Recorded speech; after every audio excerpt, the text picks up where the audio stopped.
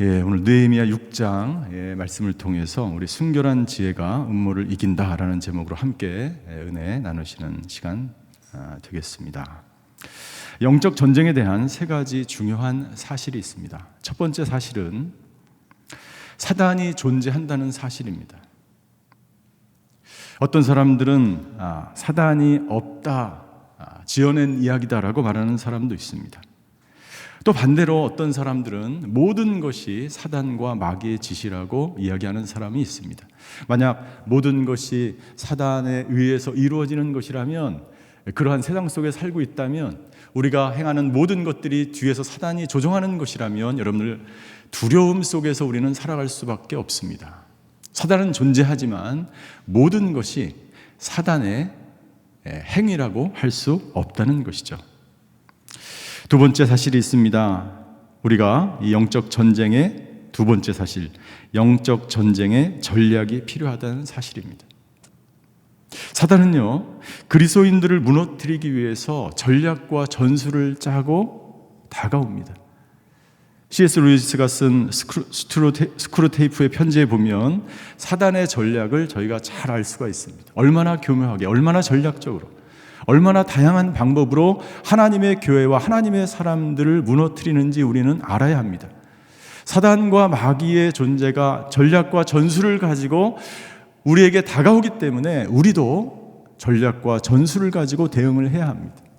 오늘 본문에 보면 느헤미야가 얼마나 잘 지혜롭게 이 사단의 전략에 대해서 대처하는지를 볼 수 있고, 사단이 얼마나 다양한 전략으로 우리를 무너뜨리는지 우리는 본문을 통해서 볼 수가 있습니다.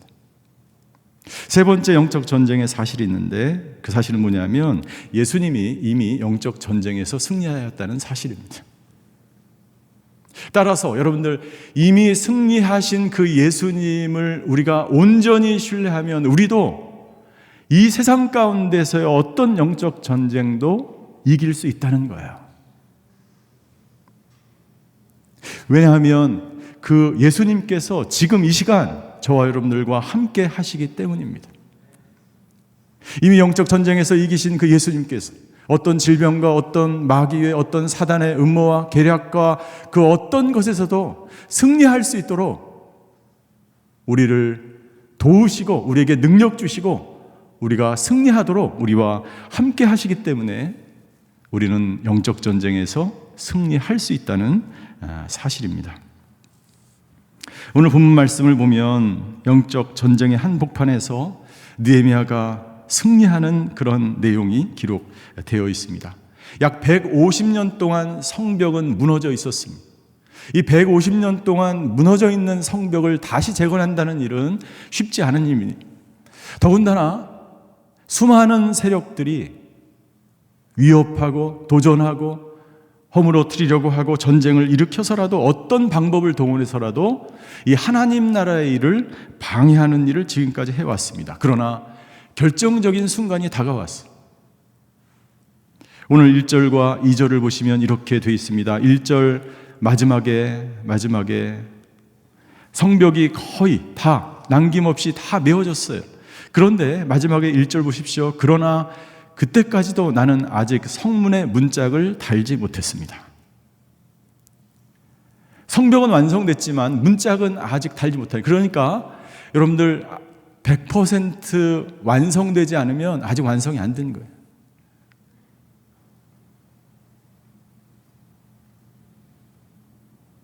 여러분들, 오늘 본문에 보면 사단이 세 가지 음모와 전략을 볼 수가 있습니다. 그리고 느헤미야가 어떻게 대처하는지를 볼 수가 있어요. 사단의 첫 번째 음모가 나타납니다. 그것은 뭐냐면 느헤미야 영적 지도자를 죽이려고 하는 음모예요. 2절을 보십시오. 2절을 같이 한번 읽겠습니다. 2절 시작. 그때 산발락과 게셈이 내게 이런 전가를 보냈습니다. 오시오, 우리가 오노 평지의 한 마을에서 만납시다. 그러나 사실은 나를 해치려는 수작이었습니다. 수작이라는 단어가 성경에 나오니까 좀 이상하죠? 수작 부리지 마, 뭐 이렇게 쓰잖아요. 이 수작이라는 단어를 제가 찾아보니까 이런 내용이에요. 남에게 보이지 않고 어떤 거짓된 일을 꾸미는 것을 수작이라고 이야기해요. 그러니까 정확하게 표현되어 있는 것입니다. 오노 평지에 와서 느헤미야가 거의 다 이 문짝 하나만 달면 하나님 나라의 일을, 성벽을 재건하는 일을 완성하는데, 그것을 어떻게 해서든지 세우지 않기 위해서 느헤미야를 오노 평지로 데려와서, 이 오노 평지는 예루살렘과 사마리아 중간에 있었어요. 그러나 중간이지만 사실은 산발락과 도비야의 그 근거지였어요. 그쪽으로 유인해서 느헤미야를 죽이려고 하는 음모를 꾸미는 것입니다. 수작을 부리는 거예요. 여러분들, 이 1절과 2절의 본문을 통해서 우리가 알 수 있는 사단의 전략이 있습니다. 그것은 뭐냐면 사단은 마지막 일격을 준비하고 있다는 거예요. 여러분들, 우리의 믿음이 여러분들 끝까지, 주님이 오시는 날까지, 달려가는 그날까지 우리가 쓰러지지 않고 싸워나가는 이 상황 가운데서 사단은 마지막 일격, 1% 남아있는 그 순간, 다 이루어졌다고 생각하는 그 순간, 이만한 믿음이면 되었다라고 생각하는 그 순간 사단의 일격이 준비되어 있다는 것입니다. 사단의 유혹은 마지막까지 계속해서 찾아온다는 사실이에요. 두 번째, 마귀는요, 한 가지 방법으로 끝나지 않습니다. 다양한 방법을 쓴다는. 여러분들, 지금까지 이 성벽 재건을 하지 않기 위해서 얼마나 다양한 방법으로 산발랏 일당들은 얼마나 많이 느헤미야를 괴롭히고 성벽을 재건하지 못하게 방해하였습니다. 최후의 방법을 준비하는 것인데, 그것은 뭐냐면 영적 지도자를 죽이는 거예요. 영적 지도자가 죽으면 교회가 분열이 되고, 한 공동체의 지도자가 쓰러지면 그 공동체가 파괴되기를 원하는 거예요. 산발랏과 그의 일행들은 최후의 수단으로 느헤미야를 죽이기로 결정하고 오노 평지로 느헤미야를 유인하려고 합니다. 여러분들, 이 오노 평지는 어떤 곳일까요? 우리 그리스도인들에게 있어서 이 오노 평지는 어떤 곳입니까? 사단은 끊임없이 우리 그리스도인들을 유혹합니다. 우리를 넘어뜨리려고 합니다. 그 오노 평지는 어디입니까? 많은 성경 해설자들은 이 오노 평지가 회색지대라고 이야기합니다. 신앙의 회색지대, 그 길로 내려가서는 안 되는 곳, 세상과 타협해서는 안 되는 지역, 절대로 가면 죽는 지역이 바로 오노 평지. 느헤미야는 가지 않았습니다. 여러분들, 우리가 믿음 생활이 더욱 깊어지고 신앙 생활이 더욱 깊어질수록 여러분들 유혹이 사라지는 게 아니에요.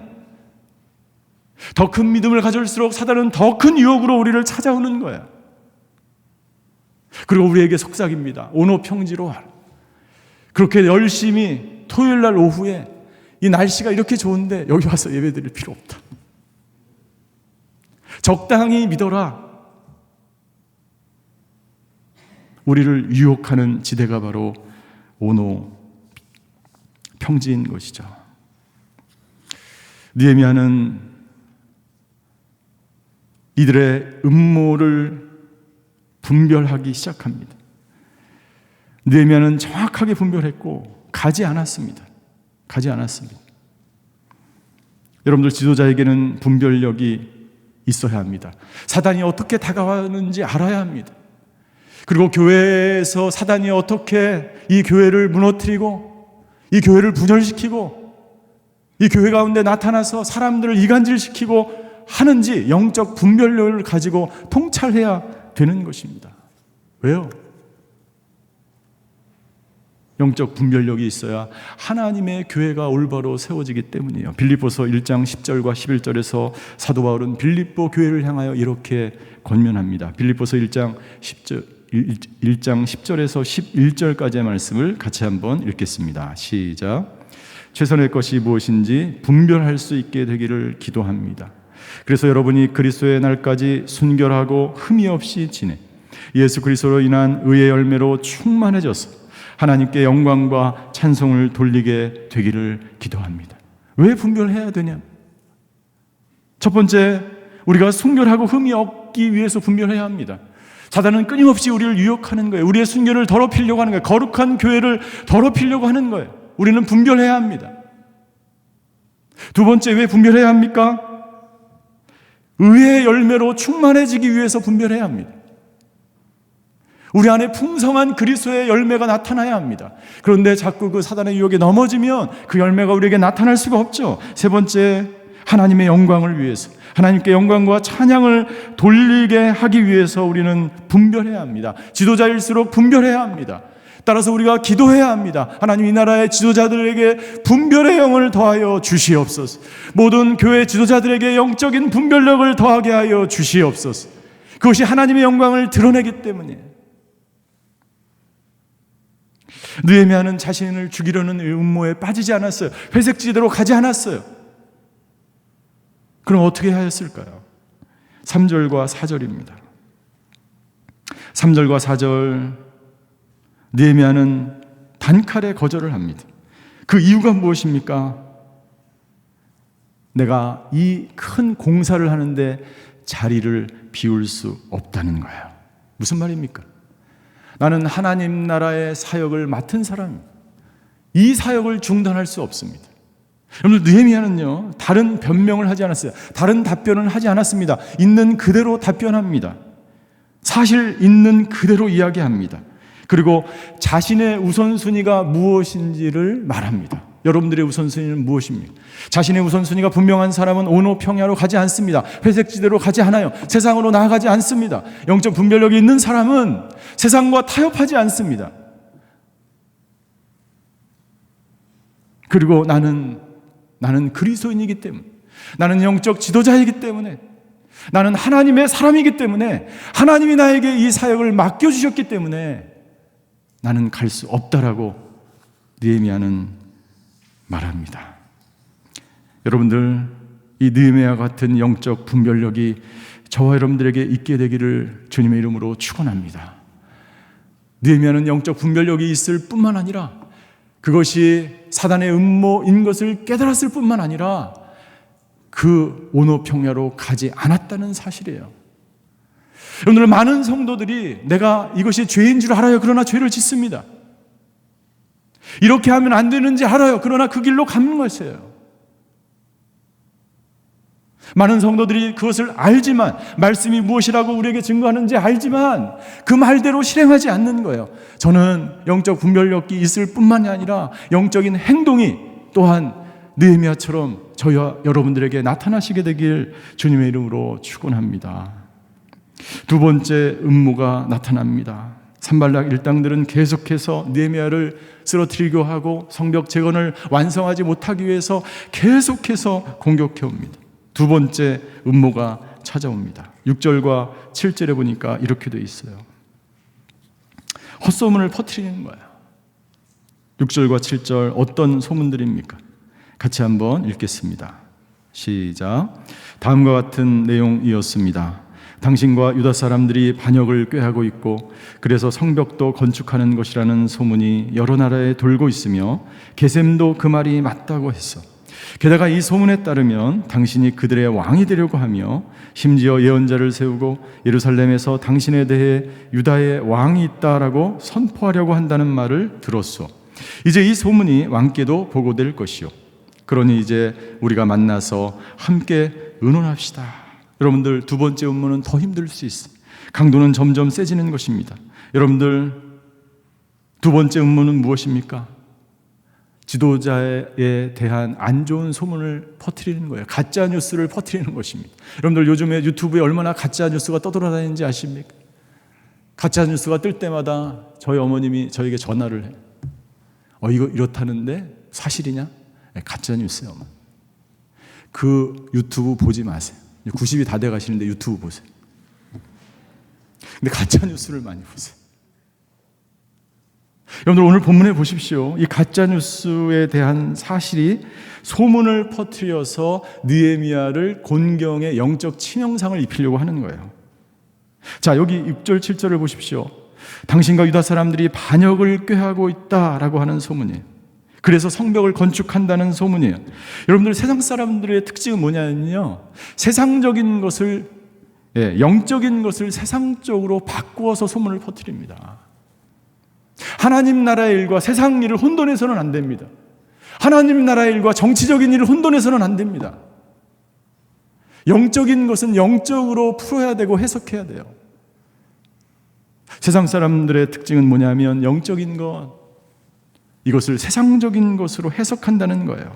그리고 영적인 것을 악한 방법으로 해석한다는 거예요. 두 번째 사실입니다. 그 소문이 여러 나라에 돌고 있고 게셈도 그 소문이 맞다고 했다는. 가짜 뉴스가 있는데 우리 옆집 사람도 맞다 그러고 다른 사람도 맞다고 이야기하는 거예요. 여러분들, 가짜 뉴스를 믿는 사람이 있고 그 가짜 뉴스에 동조하는 사람이 있어요. 그것이 사실입니다. 기준은 무엇입니까? 성경이 기준이 돼야 합니다. 말씀이 기준이 되어야 합니다. 세 번째, 당신이 왕이 되려고 한다는 소문입니다.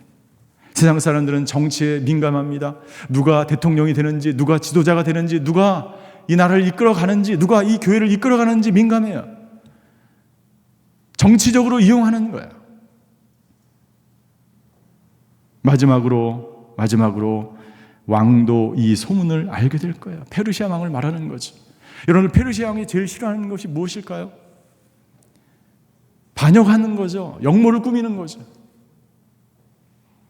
이렇게 함으로 해서 사단은 이 악성 루머를 동원해서 느헤미야로 하여금 두려워서 더 이상 이 성벽 재건 완성하는 일을 포기하게 하는 것입니다. 여러분들, 한번 소문이 나면 얼마나 힘들고 고통스러운지 모릅니다. 경험해 본 사람들은 아시죠? 제가 오래전에 담당 목사로 있을 때에 가짜뉴스와 소문에 시달렸습니다. 소문이 한 번 나면요, 걷잡을 수가 없습니다. 그리고 소문은 계속해서 꼬리를 달고 더 눈덩이처럼 불어나고 계속해서 불어나는 거예요.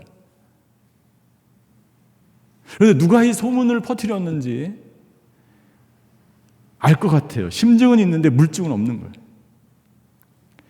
그럼 할 수 있는 일이 무엇일까요? 할 수 있는 일이 아무것도 없어. 어떻게 해야 될까요? 기도밖에 없어.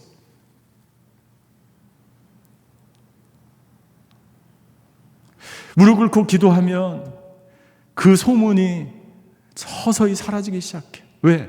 사실이 아니기 때문이죠. 그리고 진리가 아닌 것은 반드시 드러나게 되어 있고 진짜가 아닌 것은 반드시 가짜로 판명나게 되어 있어요. 느헤미야는 어떻게 대처하는 것입니까? 느헤미야는 이 산발랏의 두 번째 음모에 대해서 8절과 9절에 이렇게 대항합니다. 느헤미야는 어떻게 합니까? 8절 보십시오. 나는 그에게 이런 화답을 보냈습니다. 당신이 한 말은 모두 거짓이요. 직면하는 것입니다. 피하지 마십시오.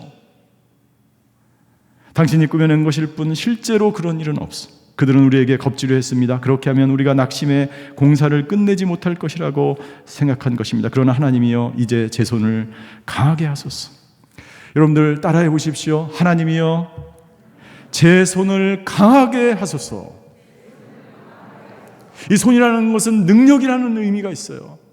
하나님, 저에게 능력을 부어주시옵소서. 이 소문을 이겨낼 능문, 이 가짜들을 이겨낼 능력, 이 사단의 괴계를 이 영적 전쟁에서 승리할 수 있는 능력, 그것이 하나님에게만 있음을 느헤미야는 알았던 거예요. 그래서 하나님께 간구하는 것입니다. 여러분들, 가짜 소문이 돌고 여러분들을 공격하고 악성 루머가 돌 때에 여러분들, 느헤미야는 일일이 대항하지 않았어요. 사람들에게 가서 일일이 설득하지 않았어요. 그 사람을 불러서 이야기하는 것입니다. 산발랏에게 편지합니다. 그것은 모두 가짜입니다. 그리고 어떻게 하였습니까? 하나님이여, 제 손을 강하게 하소서. 하나님을 더욱 붙드는 거예요. 하나님을 더욱 의지하는 거예요. 야고보서 4장 7절과 8절에 야고보 사도는 우리에게 이렇게 권면합니다. 같이 한번 읽겠습니다. 시작. 그러므로 하나님께 복종하고 마귀를 대적하십시오. 그러면 마귀가 여러분을 피할 것입니다. 하나님을 가까이 하십시오. 그러면 하나님께서 여러분에게 가까이 오실 것입니다. 죄인들이여, 손을 깨끗이 하십시오. 두 마음을 품은 사람들이여, 마음을 정결하게 하십시오. 야고보 사도는 우리에게 권면합니다. 느헤미야도 이렇게 했습니다. 마귀를 대적하십시오. 근데 마귀를 대적하기 전에 해야 될 우선순위가 있어요. 하나님에게 순종하십시오. 하나님에게 순종하십시오. 그리고 마귀를 대적하면 마귀가 여러분을 피할 것입니다.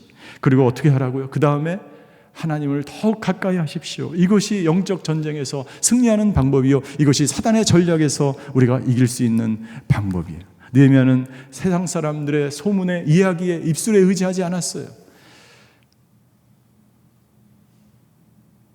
여러분들, 세상 사람들의 말이나 세상 사람들의 입이나 여러분들이 가지고 있었던, 어렸을 때 들었던 여러분들의 정체성을 흔들어 놓는 그 거짓말에 속지 않게 되기를 주임으로 축원합니다.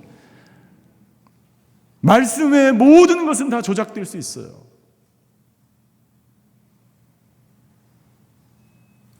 느헤미야는 말씀대로 행하는 거예요. 말씀대로 전략을 짜는 거예요. 말씀대로 영적 전쟁에서 승리하는 거예요. 세 번째 음모가 등장합니다. 10절이에요.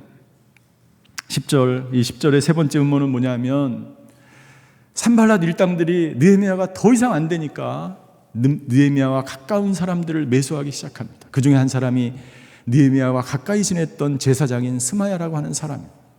스마야가 나타나지 않는 거예요. 두문불출하니까 느헤미야가 스마야를 찾아갑니다. 그랬더니 스마야가 거짓 예언을 하는 거예요. 그것이 10절에 나와 있습니다. 10절 스마야가 이 중반절에 보면 이렇게 되어 있습니다. 사람들이 당신을 죽이러 올 것이니 우리가 성전한 하나님의 집에서, 이것은 성전, 그 외소를 말하는 것입니다. 예루살렘 성의 외소에, 여기는 제사장만 들어갈 수 있는 곳인데 거기서 성전문을 닫으면 그들이 밤에 당신을 죽이러 올 수 있으니 나와 함께 그곳에 가면 당신을 살 수 있다는 거예요. 거짓말입니다. 산발랏 일당들이 이 스마야를 매수해서 제사장 외에는 들어갈 수 없는 그 외소, 성전 외소에 느헤미야가 들어가게 함으로써 영적 치명타를 입히는 거예요. 제사장만이 갈 수 있는, 할 수 있는 그 일을 하게 함으로써 백성들로 하여금 느헤미야가 따르지 못하도록 느헤미야의 영적 지도력을 흔드는 거예요. 얼마나 많은 사단이 지금까지 교회를 흔들고 지도자들을 흔들고 하나님의 나라를 어지럽혔습니다. 여러분들, 우리가 할 수 있는 사실은 무엇입니까? 유혹은 가까이 있는 사람으로부터 온다는 거예요. 가까이 있는 사람으로부터, 가장 가까운 사람에게 우리 유혹당할 수 있다는 거예요. 아무리 가까운 사이지만 분별해야 합니다. 느헤미야는 영적 분별력을 가지고 이것이 거짓 예언임을 분별했고, 그리고 그에 따르지 않았죠. 요한일서 4장 1절이에요. 요한일서 4장 1절도 같이 한번 읽겠습니다. 시작. 사랑하는 여러분, 영이라고 다 믿지 말고 그 영들이 하나님으로부터 나온 것인지 시험해 보십시오. 거짓 예언자가 세상에 많이 나타났기 때문입니다. 여러분, 이단보다 더 무서운 것은 사입이에요. 이단은 분명합니다. 이것이 정말 진리인지 아닌지, 이것이 거짓인지 참인지 분명해요. 그러나 사입은 잘 모르는 거예요. 그것이 사단의 전략이에요. 이것이 복음인지 복음이 아닌지, 이렇게 하면 구원을 받는지 아닌지, 이것이 올바른 성경 말씀인지 아닌지를 분별하는 능력이 없다면 금방 우리는 이 사단의 전략에 넘어가게 될 수 있다는 거죠. 느헤미야의 세 번째 지혜는 무엇입니까? 느헤미야의 세 번째 지혜 14절에 나와 있습니다. 하나님이여, 제가 읽겠습니다. 하나님이여, 도비야와 산발랏의 소행을 보시고 그들을 기억하소서. 또한 예언자 노아다와 저를 위협하려던 그 나머지 예언자들도 기억하소서. 여러분들, 느헤미야 주변에 수많은 대적들이 있었어요. 눈에 보이는 대적뿐만이 아니라 스마야를 보니까 가까이 있는 사람조차 다 매수당해 있고, 자기를 죽이려고 하는 사람들, 자기를 넘어뜨리려 하는 사람들로 가득 차 있는 그 한 복판에서 느헤미야는 기도합니다. 심판을 하나님께 맡깁니다. 기도하며 심판을 하나님께 맡기는 것이 느헤미야의 세 번째 지혜예요. 여러분들, 느헤미야는 스마야를 불러서 징계를 하거나 어떻게 하지 않아요. 산발랏 일당과 마주서서 전쟁을 일으키지 않아요. 소문낸 사람들을 다 잡아들여서 어떻게 하지 않아요. 느헤미야는 하나님께 기도하며 하나님께 심판을 맡깁니다. 결국 어떻게 되었습니까? 15절 16절에 보니까 결국 성벽은 재건되어 가는 거예요. 여러분들, 우리가 기도하면 하나님 나라의 일은 어느새 이루어져 있는 거예요. 여러분들, 수많은 고난이 찾아옵니다. 유혹이 찾아옵니다. 음모가 찾아옵니다. 악한 소문이 우리를 흔들려고 하는 그런 수많은 계략들이 넘쳐나는 시대에 살고 있습니다. 그런데 어느새 성벽은 완성되어 간다고 하는 것입니다. 두 가지 놀라운 사실이 있어요. 16절입니다. 두 가지 놀라운 사실 16절입니다. 같이 한번 읽겠습니다. 시작.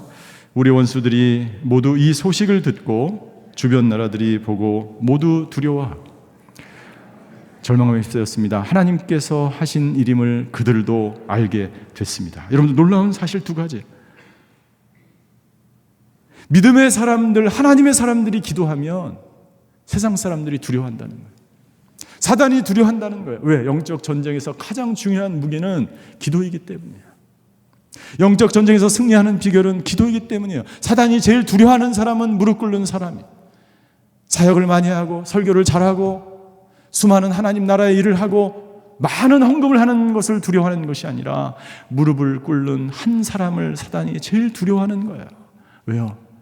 영적 전쟁의 가장 큰 취약한 것이 기도이기 때문이죠. 두 번째 놀라운 사실, 하나님께서 하신 일임을 모든 사람들이, 세상 사람들이 알게 된다는 사실입니다.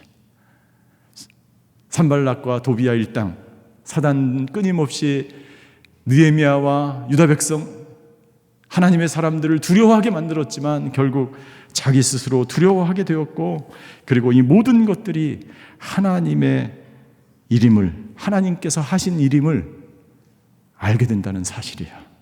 할렐루야. 여러분들, 우리는 코로나로 어렵고 힘든 상황 가운데 있습니다. 무엇을 어떻게 해야 될까요? 장로님의 구구절절한 그 기도 소리를 듣고 우리 모두 동감하였습니다. 이 코로나로 어려운 시대에 우리가 해야 될 것, 더 열심히 기도해야 합니다. 더 열심히 선교해야 됩니다. 더 열심히 전도하고 더 열심히 예배를 드리고 더 열심히 모이기를 힘쓸 때에 사단의 모든 전략과 음모는 드러나고 영적 전쟁에서 승리하게 되는 것이죠. 오늘 이 음모 세 가지를 살펴보면서 저는 이 음모에 세 가지 공통점이 있다는 사실을 깨닫게 됩니다. 첫 번째 사실이에요. 그것은 뭐냐면 이들의 음모가 모두 거짓이라는 거예요. 루머도 거짓이요, 스마일 예언도 거짓이요, 오노평지에 와서 잘 협상을 해보자는 것도 거짓이었어요. 여러분들, 사단의 가장 강력한 무기는 뭐냐면 거짓말이에요. 거짓말을 통해서 상대방을, 그리스도인들을, 하나님의 사람들을 두려워하게 하는 것, 이것이 바로 사단의 가장 강력한 무기이기 때문에 여러분들, 사단의 거짓말에 넘어가지 않게 되기를 주의 이름으로 축원합니다. 두 번째 공통점이 있는데, 이것은 어떤 공통점이냐면 이 모든 음모가 다 실패로 끝났다는 거예요. 첫 번째 음모도, 두 번째 음모도, 세 번째 음모도 모두 다 실패로 끝났습니다. 여러분들, 사단은 지금도 계속해서 하나님의 교회를, 하나님의 사람들을, 그리스도인들을 공격할 거예요. 그러나 그들의 모든 공격은 결국에는 실패하게 될 줄 믿습니다. 왜냐하면 예수님께서 우리와 함께 계시기 때문이에요. 세 번째 공통적인 사실, 그 세 가지 음모 속에서도 그 음모와 상관없이 성벽 재건이 완성되었다는 사실입니다. 예수님이 오시는 그날까지 사단의 음모는 계속해서 나타날 것입니다. 계속해서 우리에게 다가올 거예요. 그러나 마침내 예수 그리스도가 이 땅 가운데 오시고 하나님의 나라는 이 땅 가운데 세워지고 하나님께서 영광 받으실 일들이 있게 될 줄 믿습니다. 여러분들, 이 믿음으로 살아가시는 저와 여러분들이 되시기를 주님의 이름으로 축원합니다.